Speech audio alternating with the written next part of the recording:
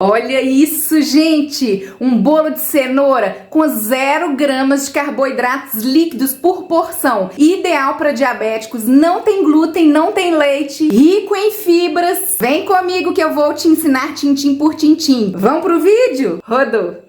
Para fazer essa receita, nós vamos precisar de uma cenoura grande. Nós vamos descascar, depois picar em cubos maiores e tentar encher uma xícara de 240 ml. Eu vou pesar para a gente ter uma noção de quanto de cenoura que vai na receita. A minha cenoura pesou em média 165 gramas. Também vamos precisar de 3 ovos inteiros. Os meus ovos pesaram em média entre 55 e 60 gramas. Vamos colocar os ovos no liquidificador.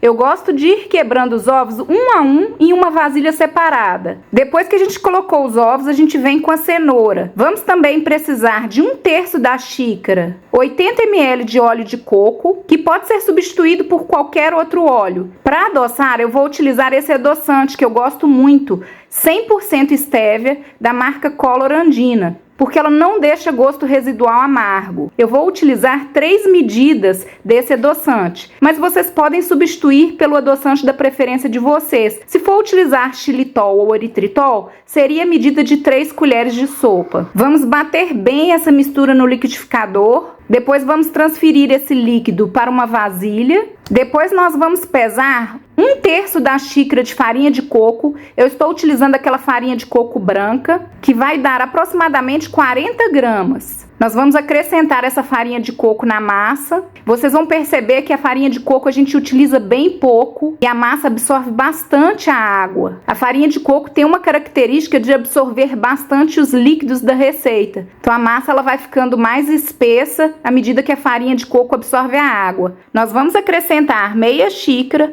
ou 120 ml de água filtrada. Poderia ser substituído por qualquer outro líquido, suco de laranja ou leite da sua preferência. Vamos misturar bem a massa e vocês vão perceber que a farinha de coco vai absorver imediatamente esse líquido. Essa massa ela tem que ser mais espessa para poder dar liga. Agora nós vamos acrescentar 1 colher de sopa ou 12 gramas de fermento em pó para bolo e vamos misturar. Vocês já conhecem o meu e-book Show Diabetes? São 50 receitas para controlar a glicemia, todas low carb, sem glúten e sem leite. Caso vocês se interessem, eu deixo o link dos meus e-books no descritivo para vocês. E esse é o ponto da massa.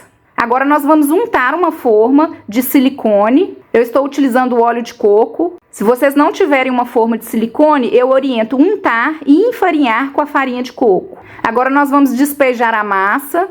Enquanto isso, nós já deixamos o forno pré-aquecendo a 180 graus. Vamos dar leves batidinhas na forma para acomodar a massa e eu vou colocar ela em uma outra forma e assar em forno pré-aquecido a 180 graus. O meu bolo assou em 40 minutos, mas vocês vão vigiar o forno de vocês porque cada forno funciona de um jeito. Para fazer a calda, nós vamos precisar de 2 colheres de sopa de cacau em pó 100%. É muito importante a gente utilizar um cacau de boa qualidade. Eu estou utilizando essa marca e o sabor fica incrível. Eu também vou utilizar 2 medidas do adoçante 100% estévia e vamos acrescentar 1/4 da xícara ou 60 ml de água filtrada. Vamos misturar bem até dissolver todo o cacau. Só depois que a gente dissolver todo esse cacau que a gente vai levar ao fogo. E aí a gente vai deixar essa mistura engrossar, formando a caldinha. Esse processo é bem rápido. Em média, com 2 minutos, a gente já tem a calda pronta. Daí é só a gente desenformar o bolo, de preferência quando ele já estiver frio, e adicionar a calda.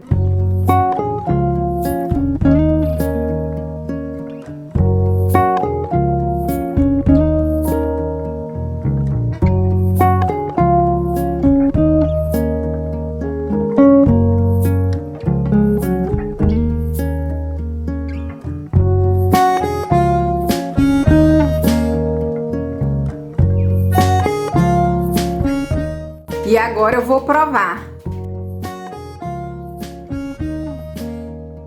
Gente, que delícia! Apenas façam. Fui!